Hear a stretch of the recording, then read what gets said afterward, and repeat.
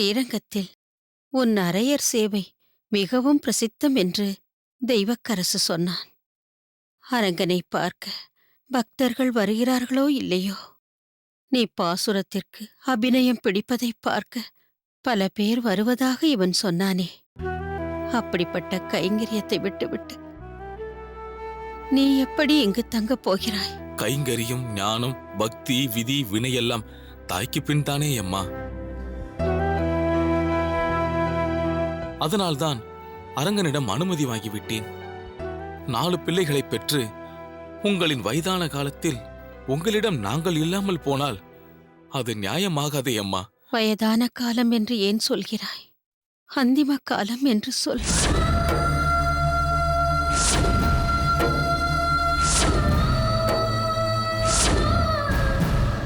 நான் மரண காலத்தில் இருக்கிறேன். அப்படியெல்லாம் சொல்லாதீர்கள் அம்மா. உண்மை அதுதானே வரரங்கா. பிறவி என்று எடுத்தாலே முதுமை, நோய், மரணம் என்று ஒன்றை சந்தித்துதானே ஆக வேண்டும். முதுமையையும் நோயையும் நான் ஏற்கனவே சந்தித்து விட்டேன்.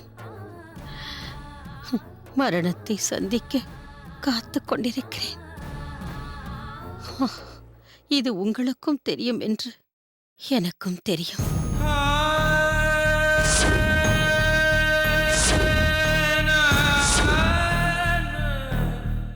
ஏன் அதிர்ச்சியாகிவிட்டீர்கள்?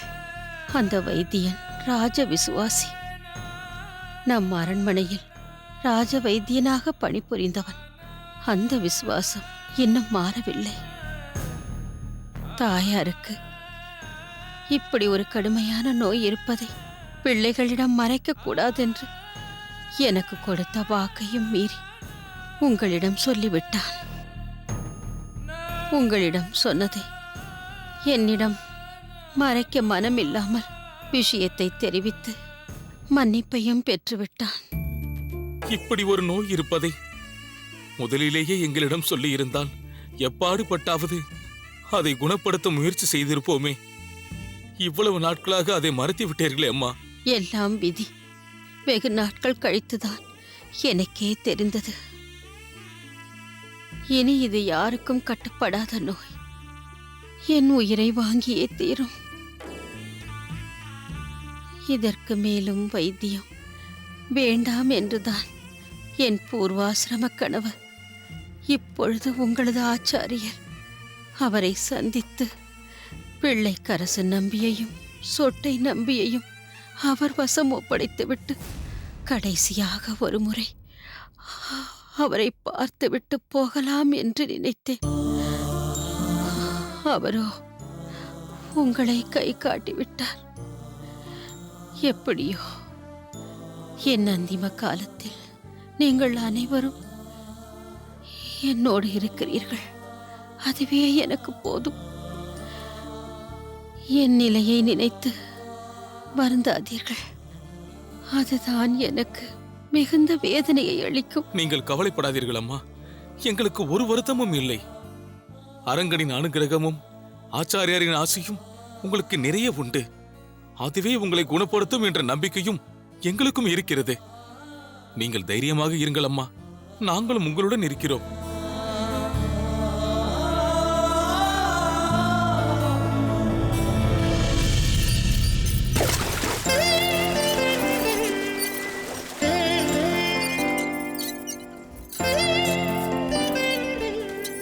காந்திமதி, நீ இங்குதான் இருக்கிறாயா? உன்னை எல்லா இடங்களிலும் தேடிக்கொண்டிருந்தேன். அது சரி, நீ ஏன் இப்படி உடலை வருத்திக் கொள்கிறாய்? போதும் உங்கள் கரிசனம். கொஞ்சம் மெதுவாக பேசுங்கள். தஞ்சா காதில் விழுந்துவிடப் போகிறது. விழுந்தால் விரைந்து வந்து என்னை இந்த வேலையும் செய்ய விட மாட்டாள். நானே இப்போதெல்லாம் பார்த்து பார்த்துதான் இந்த அகத்தில் வேலை செய்ய வேண்டியிருக்கிறது. அப்படியா? உன்னகத்திலேயே உனக்கு இப்படி ஒரு நிலையா? எப்போதும் வேலை செய்யும் பெண்களுக்கு ஓய்வாக இருப்பது என்பது ஆகாத காரியம். உடல் நன்றாக இருக்கும்போது வேலை செய்ய வேண்டாம் என்று யாராவது கூறிவிட்டால் மனம் வெறுமையாகி விடுகிறது. நாம் ஒன்றுக்கும் பயனில்லாதவரா என்று கேள்வி கேட்க தோன்றுகிறது. இந்த பெண்களின் மனதை புரிந்து கொள்வதே கடினமாக இருக்கிறது. எல்லா வேலைகளையும் இழுத்து போட்டுக்கொண்டு செய்வார்கள். அப்போது இந்த அகத்தில் எல்லாம் நான் தான் பார்க்க வேண்டியிருக்கிறது. கூடமாட ஒத்தாசை செய்வதற்கு கூட யாரும் இல்லை என்று அழுத்துக் கொள்வார்கள். யாராவது உதவி செய்ய வந்து நீங்கள் சற்று ஓய்விடுங்கள் என்று சொல்லிவிட்டால் போதும். இப்படி தனக்கு முக்கியத்துவம் போய்விட்டதாக மனம் குமைவார்கள். ஆமாம், இந்த புருஷர்கள் அம்மா, உடன் பிறந்தவள், மனம் புரிந்தவள், மகள் என்று எத்தனை பெண்களுடன் பழகினாலும் அவர்கள் மனம் அறிய மாட்டார்கள். அவர்களுக்கு அவர்கள் வேலைதான் முக்கியம். காந்திமதி, நீ ஏன் உடலை வருத்திக் கொள்கிறாய் என்ற ஒரு கேள்விக்கு இவ்வளவு வியாக்கியானமா? புருஷர்கள் தங்கள் மனக்குறையை தங்கள் அகத்துக்காரியிடம் பகிர்ந்து கொண்டால் அதை அவர்கள் அனுசரணையோடு கேட்டுக்கொள்ள வேண்டும். அதே சமயம் அந்த அகத்துக்காரிகள் தங்கள் மனக்குறையை புருஷர்களிடம் சொன்னால் அது வியாக்கியானமாகிவிடும். காந்திமதி, உன்னிடம் பேசி வெல்ல முடியுமா? இப்படி ஏதாவது பேசி சமாளித்து விடுவது உங்களுக்கு கைவந்த கலை. ராமானுஜன் வழக்கமாக இப்போதெல்லாம் வார இறுதியில் வந்து 2 நாட்கள் தங்கிவிட்டு போகிறவன் இந்த முறை ஏனோ ஒரு நாளிலேயே புறப்பட்டு விட்டான். அதுதான் எனக்கு மிகவும் கஷ்டமாக உள்ளது. அவனுக்கு அங்கு ஏதேனும் முக்கிய பணி இருக்கும். தன் படிப்பில் அவன் செலுத்தும் கவனம் மிக அதிகமானது. அதனால் கூட அவன் இப்படி ஒரு முடிவை எடுத்திருக்கலாம். என்னை பொறுத்தவரை ராமானுஜன் எந்த ஒரு செயலை செய்தாலும் அதில் ஒரு அர்த்தம் இருக்கும் என்ற நம்பிக்கை எனக்கு உண்டு. நீ வீணாக மனதை போட்டு குழப்பிக் கொள்ளாதே காந்திமதி. எனக்கும் அது தெரிந்ததுதான் சுவாமி. இருந்தாலும் தஞ்சாவை நினைத்து பார்த்தேன். பாவம், அவளுக்கு இது கொஞ்சம் வருத்தமாகத்தான் இருக்கும். அவள் முகத்தை பார்த்தீர்களா? வழக்கமான மலர்ச்சி தெரியவில்லை. ஒருவேளை ராமானுஜனுடன் ஏதாவது மனத்தாங்களோ என்னவோ. அதுவும் எனக்கு கவலையாக இருக்கிறது. நான் வேண்டுமானால் அவளிடம் பேசி பார்க்கட்டுமா? காந்திமதி, என்னதான் நாம் பெற்ற பிள்ளைகள் என்றாலும் அவர்கள் வாழ்வில் நமக்கு அக்கறை உண்டு என்றாலும் ஒரு வயதுக்கு பிறகு அவர்கள் வாழ்க்கையில் நாம் தலையிடக்கூடாது. அவர்களுக்கும் ஒரு அந்தரங்கம் இருக்கிறது என்பதை நாம் முதலில் புரிந்து கொள்ள வேண்டும். அப்படியானால் ஒரே அகத்தில் இருந்து கொண்டு அவர்கள் முகம் வாட்டமாயிருந்தாலும் அதை தீர்க்க முயலக்கூடாது என்பது உங்கள் வாதம், அப்படித்தானே? நான் அப்படி சொல்லவில்லை காந்திமதி. புதிதாக திருமணம் ஆனவர்கள் ஒருவருக்கொருவர் புரிந்து கொள்ள வேண்டுமென்றால் அதற்கு இந்த உரசலும் ஊடலும் அவசியம்தான். இந்த ஊடலுக்கு பின்வரும் பிரிவு அவர்களிடையே அவர்களுக்கு தெரியாமலேயே இருக்கும் ஈர்ப்பை அவர்களுக்கு உணர்த்தி அவர்களை மேலும் நெருக்கமாக்கிவிடும். நன்றாகவே பேசுகிறீர்கள். புருஷர்கள் வேதாந்தமாக பேசிவிடலாம். ஆனால் இந்த பெண்கள் மனம் அப்படி இல்லையே. வாஸ்தவம்தான். நமக்கு அவர்கள் சந்தோஷம் முக்கியம்தான். ஆனால் அவர்கள் வந்து நம்மிடம் சொல்லாதவரை நாம் அவர்கள் விஷயத்தில் தலையிடுவது அவர்களுக்குள் ஒரு இடைவெளியை உண்டாக்கிவிடும். அவர்கள் சில நாட்களில் தங்கள் ஊடலை மறந்து நெருக்கமாகி விடுவார்கள். நாம் தான் அதை வீணாய் மனதில் சுமந்து கொண்டிருப்போம். நீங்கள் சொல்வது போல் தஞ்சா விரைவில் சந்தோஷமாக இருந்தால் போதும். அக்கா, யாரோ வந்திருக்கிறார் போல் தெரிகிறது. இது பெரிய பிராட்டி குரல்தான். ஆமாம், வா.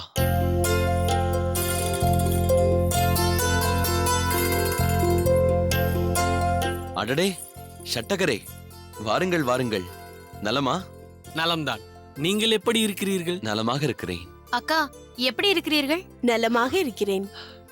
ஷட்டகரே, பார்த்து நாளாகிற்று. ஆமாம் ஆமாம், நீங்கள் தான் மதுரமங்கலம் பக்கம் வருவதே இல்லை. நான் தான் அடிக்கடி இங்கு வந்து உங்களை பார்க்க வருகிறேன். நீங்கள் ஒரு முறையாவது மதுரமங்கலம் வரக்கூடாதா? ஷட்டகரே, வரக்கூடாது என்று ஒன்றுமில்லை. இங்கேயே பணிகள் சரியாக இருக்கிறது. கோவில் பணிகள். வார இறுதியில் ராமானுஜன் இங்கு வந்து விடுகிறான். அவனுடன் நாட்களை கழிப்பதால் வெளியில் எங்கும் செல்வதற்கு இயலவில்லை. தவறாக நினைக்க வேண்டாம். அப்படி ஒன்றுமில்லை. ஆனால் நீர் இவ்வளவு பணிகளுக்கு இடையிலும் நேரம் ஒதுக்கி கூரத்திற்கு வந்து கூரேசனின் தந்தைக்கு உதவி செய்திருக்கிறீர்களே. அடடா, நான் கூரம் வந்த செய்தி அவ்வளவு தூரம் வந்து விட்டதா? பிறகு மதுரமங்கலம் பக்கம்தானே? ஆமாம், நீங்கள் இருவர் மட்டும் வந்திருக்கிறீர்கள். கோவிந்தன் எங்கே? அவனையும் அழைத்து வந்திருக்கலாமே. கோவிந்தனா? அவன் இங்கு இருப்பான், ராமானுஜனுடன் வந்திருப்பான். உங்களையும் பார்த்துவிட்டு அவனையும் ராமானுஜனையும் பார்த்துவிட்டு போகலாம் என்றுதானே நாங்கள் இங்கு வந்தோம். அப்படியென்றால் கோவிந்தன் இங்கும் வரவில்லையா? அது சரி, ராமானுஜன் எங்கே? எங்கேனும் வெளியில் போயிருக்கிறானா? இல்லை ஷட்டகரே, அவன் வந்திருந்தான். ஒரு நாள் தங்கிவிட்டு அவசர பணி நிமித்தமாக புறப்பட்டு போய்விட்டான். கோவிந்தன் இங்கும் வருவதில்லை. அவன் இங்குதான் இருப்பான் என்று நினைத்து வந்தேன். எங்கும் அவன் வரவில்லை என்றால் ஒருவேளை கோவிந்தனுக்கும் ராமானுஜனுக்கும் ஏதேனும் பிணக்கு இருக்குமா? பிணக்கா? கோவிந்தனுக்கு ராமானுஜனுடன் பிணக்கா? கோவிந்தன் ராமானுஜனுடன் எப்போதும் இணக்கமாக இருப்பவன். அவனுக்காக கோவிந்தன் யாரிடமும் பிணக்கு வைத்துக் கொள்வான். பெரிய பிராட்டி, உன் அக்கா சொல்வதும் உண்மைதான். ஆனால் கோவிந்தன் ஏன் வரவில்லை என்பதுதான் புரியவில்லை. ஒருவேளை ராமானுஜனைப் போலவே அவனுக்கும் முக்கியமான பணி இருக்கலாம். காந்திமதி, அவர்கள் எப்போது புறப்பட்டார்களோ அமுதுக்கு ஏற்பாடு செய். தளிகையெல்லாம் தயாராகிக் கொண்டிருக்கிறதா? தயாராகிக் கொண்டிருக்கிறது சுவாமி. காலை புறப்படும் போது திருவாராதனம் செய்து பிரசாதம் எடுத்துக்கொண்டுதான் புறப்பட்டோம். அப்படியென்றால் சரி. நான் கோயில் நிமித்தமாக கொஞ்சம் வெளியே போய்விட்டு வருகிறேன். இவரையும் உங்களுடன் கொஞ்சம் அழைத்து போங்களேன். அதுவும் சரிதான். நீரும் வாருமே சட்டகரே. வெளிக்காற்றையும் கொஞ்சம் சுவாசிப்போமே. மதுரமங்கலத்தில் அகத்திற்குள்ளேயே அடைப்பட்டிருக்கிறேன். சட்டகரே, நீங்கள் சொல்வதும் உண்மைதான். மதுரமங்கலத்தில் பெரிய பிராட்டி முகத்தை பார்த்து பார்த்து அழுத்து விட்டது. அதையேதான் நானும் சொல்கிறேன். நான் போய்விட்டு வருகிறேன். நான் சொன்னது நினைவில் இருக்கட்டும். சரி, ஆகட்டும். நான் பார்த்துக் கொள்கிறேன். நீங்கள் கவலைப்படாமல் போய்விட்டு வாருங்கள். பெரிய பிராட்டி, மாப்பிள்ளை என்ன உன் காதில் விழும்படி மட்டும் ரகசியம் சொல்கிறார்? அக்கா, அது வேறொன்றும் இல்லை. உங்கள் அகத்து மோர்குழம்பு இவருக்கு மிகவும் பிடிக்கும். முடிந்தால் அதை இன்றைக்கே தளிகையில் செய்ய சொல் என்று மதுரமங்கலத்தில் புறப்படும் போதிலிருந்தே சொல்லி வருகிறார். அதைத்தான் இப்போது மறுபடியும் நினைவுபடுத்துகிறார். அதற்கென்ன, மோர்குழம்புதானே, செய்துவிட்டால் போகிறது. நாம் செய்வதை சுவைத்து சாப்பிட்டால் நமக்கும் திருப்திதானே. எங்கள் அகத்தில் மோர்குழம்பு செய்யும் நாட்களில் எல்லாம் மாப்பிள்ளையை நினைத்துக் கொள்வோம். இப்போதெல்லாம் அதை நாங்கள் மோர்குழம்பு என்று சொல்வதில்லை, மாப்பிள்ளை குழம்பு என்றுதான் சொல்லுகிறோம். சரி, மாப்பிள்ளை குழம்பு தயாராகிவிடும். நீங்கள் புறப்படுங்கள். என்னை வெளியே அனுப்புவதிலேயே குறியாக இருக்கிறாய். நீங்கள் போனால் தானே நானும் அக்காவும் மனம் விட்டு பேசிக்கொள்ள முடியும். காந்திமதி, நாங்கள் போய் வருகிறோம். வரும்பொழுது நமது தோட்டத்திலிருந்து வாழைக்காய் இருந்தால் வரவழையுங்கள். சட்டகரே, வாருங்கள். அக்கா, தஞ்சாவை எங்கே காணோம்? உள்ளேதான் ஏதாவது வேலை செய்து கொண்டிருப்பாள். நல்ல பெண். உன் விருப்பத்திற்கேற்றபடி உங்கள் அகத்திற்கு வந்துள்ள மாற்று பெண். ஆமாம், எல்லாம் அந்த பெருமாள் அருள். வா, உள்ளே சென்று தளிகைக்கு ஏற்பாடு சரி. செய்வோம். மாப்பிள்ளை குழம்பு செய்ய வேண்டுமே.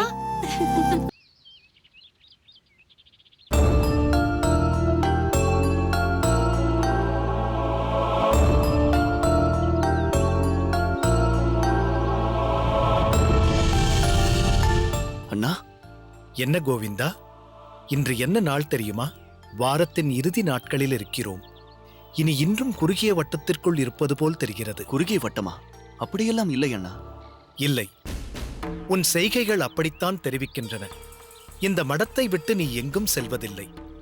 வகுப்புகள் முடிந்தவுடன் மீண்டும் வேதாந்த ஆராய்ச்சி, பிறகு நம் குருநாதரிடம் சில குறிப்புகள் பெறுதல் என்று ஒரு சிறிய வட்டத்துக்குள் உழன்று கொண்டிருக்கிறாய். சூத்திரங்களை அர்த்தம் கொள்வதிலும் நம் குருநாதர் காட்டிய வழியே மிகச் சரியென்று எடுத்துக்கொள்கிறாய். அதையே சிந்தித்தும் இருக்கிறாய் என்பது எனக்கு நன்றாக புரிகிறது. நீ இப்படி கடிவாளம் கட்டிய குதிரையாக இருக்காதே கோவிந்தா. பல விஷயங்களையும் அலசி ஆராய்ந்து சீர்தூக்கிப் பார்த்து சுயமாக ஒரு முடிவுக்கு வா கோவிந்தா. எல்லாம் காலத்தின் கோலம். நான் சொல்வதை ஏற்பதா வேண்டாமா என்று நீதான் யோசிக்க வேண்டும். நம் சம்பிரதாய விஷயங்களில் உன்னுள் ஒரு மாற்றம் ஏற்பட்டிருக்கிறது. அதை உன் தோற்றமும் பிரதிபலிக்கிறது. நம்முள் உள்ள அந்யோன்யத்திலும் அதன் தாக்கம் தெரிகிறது. இல்லை அண்ணா, அப்படியெல்லாம் இல்லை. தயவு செய்து தப்பாக எதையும் எடுத்துக்கொள்ள வேண்டாம். என்றுமே நீங்கள் என் அண்ணா. நான் உங்கள் அன்பு தம்பிதான். அதில் எந்த மாற்றமும் இல்லை. உங்களிடம் எனக்குள்ள பாசமும் நேசமும் இன்று நேற்று வந்ததில்லை. அது என்றுமே கடுகளவும் குறையாது. எனக்கு சகலமும் தாங்கள்தான் அண்ணா. உனக்கு எல்லாமே நான் தான் என்கிறாய். ஆனால் நான் சொல்லும் இதமான சம்பிரதாய விஷயங்களில் மட்டும் உனக்கு உகப்பில்லையோ? என்ன, பதிலையே காணும்? சரி கோவிந்தா, உன்னுள் சில மாற்றங்கள் விதிவசத்தால் இருந்துவிட்டு போகட்டும். ஆனால் ஒரு விஷயத்தில் மட்டும் மாற்றம் வேண்டாம். உன் தாய்க்கு ஒரு ஏமாற்றமும் வேண்டாம்.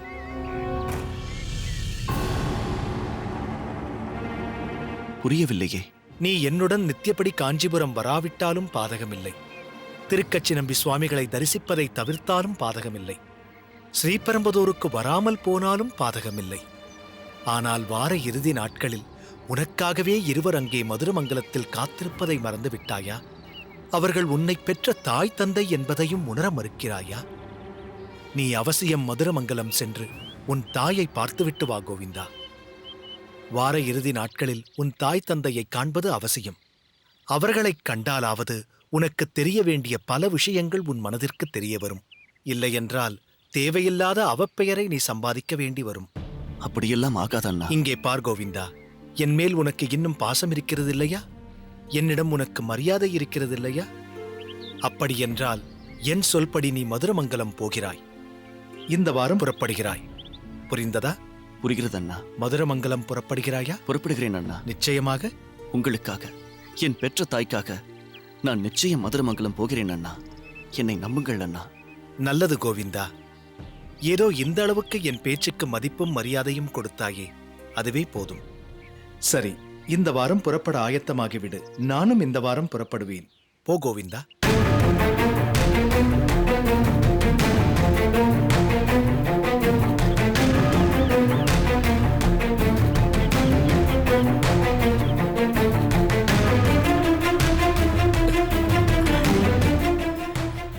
கைலாசம், நீ சாதித்து விட்டாய் போலிருக்கிறதே. நான் சாதிக்கவில்லை ஓய், விதி விதி நமக்கு சாதகமாக சாதித்து கொடுத்திருக்கிறது. ஒன்றாக இருந்த நிலை மாறி இரு துருவங்களாக மாற்றியிருக்கிறதே, அது போதாதா?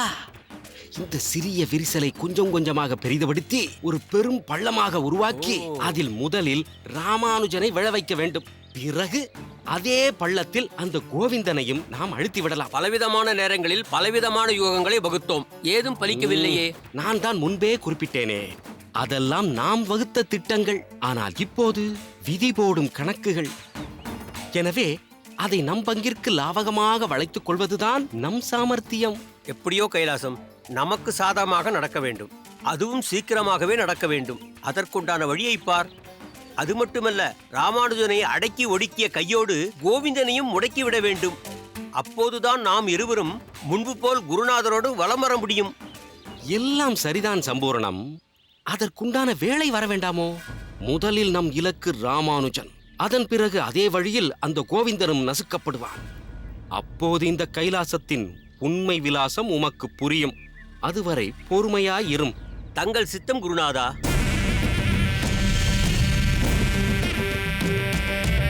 ஒருவேளை மயூரவண்ணன் சுவாமிகள் சொல்கிறாரா? அவர் ஒரு கிரகஸ்தர், அதனால் அவர் சொல்வதையும் கேட்டு வழி நடக்கலாம். ஆனால் அந்த திருக்கச்சி நம்பி சுவாமிகள் யார்?